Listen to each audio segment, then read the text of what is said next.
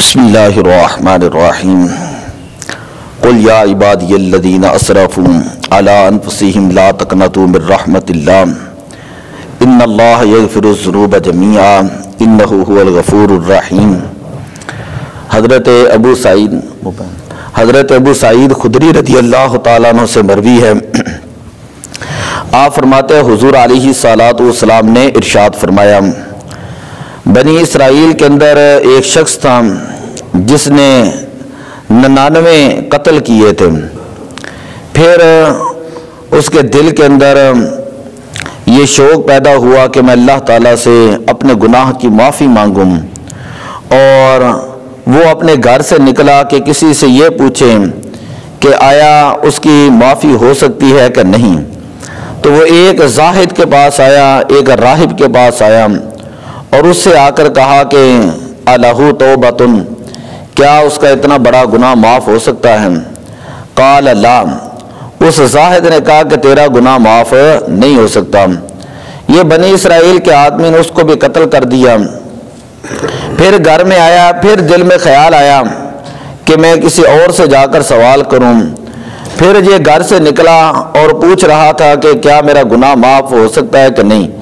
فقال له رجل، ایک شخص نے اسے کہا ائتی قریۃ کذا و کذا، کہ تو فلاں فلاں بستی کے اندر چلا جا، وہاں پہ کچھ اللہ والے لوگ رہتے ہیں، کچھ نیک لوگ رہتے ہیں، تو ان کے پاس جا کر ٹھہرنا اور وہیں کا پھر ہو کر رہ جانا، واپس نہ آنا۔ فادرکہ الموت، اس نے اللہ والوں کے نیت کر کے گھر سے نکلا اور راستے کے اندر اس کو موت آ گئی۔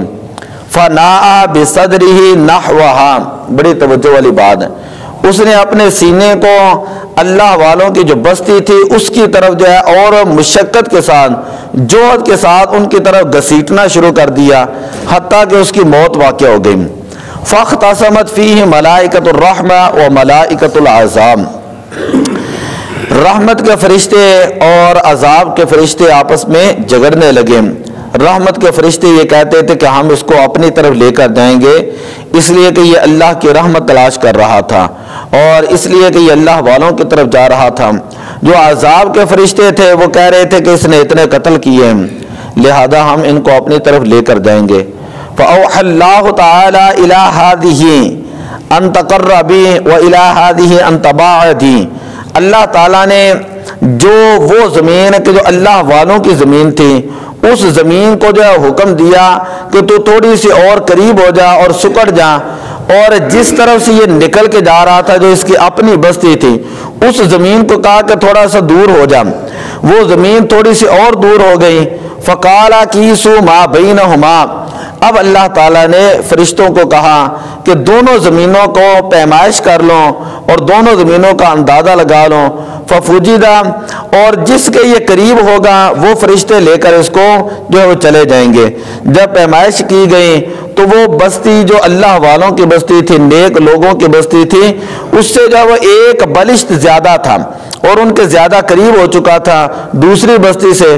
فغفر لہ، اللہ تعالیٰ نے اس بندے کے تمام گناہوں کو معاف فرما دیا۔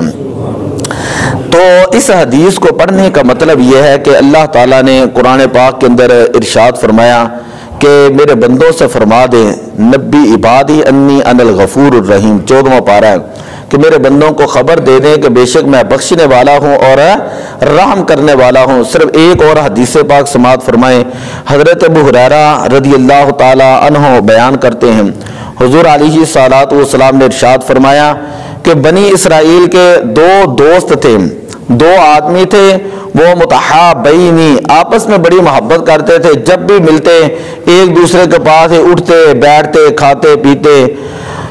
احدہما مجتہد فی العبادۃ، ان میں سے جو ایک دوست تھا وہ بڑا عبادت گزار تھا، عبادت کے اندر بڑی کوشش کرنے والا تھا، لیکن جو دوسرا تھا وہ کبھی کبھار اس سے گناہ ہو جاتے ہیں۔ یہ جو عابد بندہ تھا، یہ جو عبادت گزار آدمی تھا، یہ اس کو کہتا رہتا اکثر اما انت فیہ، جو تو گناہ کرتا ہے اس گناہ کو چھوڑ دیں۔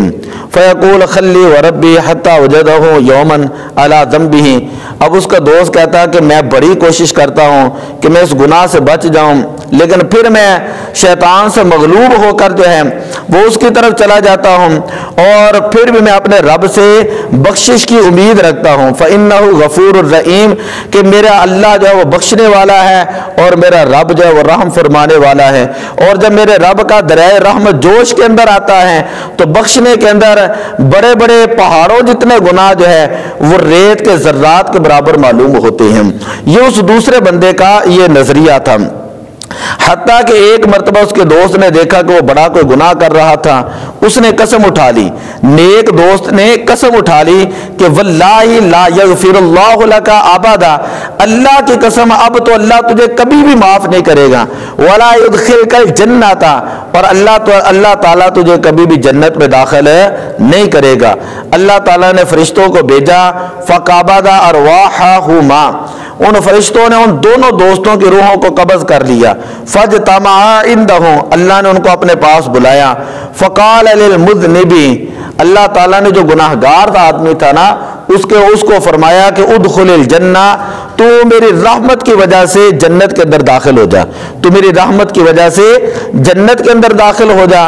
वक़ाल लिल आखर, और दूसरे को कहा अतस्ततियु अन तहज़ुर अला अब्दि रहमती, तुझे किसने इख्तियार दिया था, तुझे किसने इख्तियार दिया था कि तुम मेरे बंदे को मेरी रहमत से मायूस कर देता और मेरे बंदे को मेरी रहमत से दूर कर देता, तुझे ये किसने इख्तियार दिया था।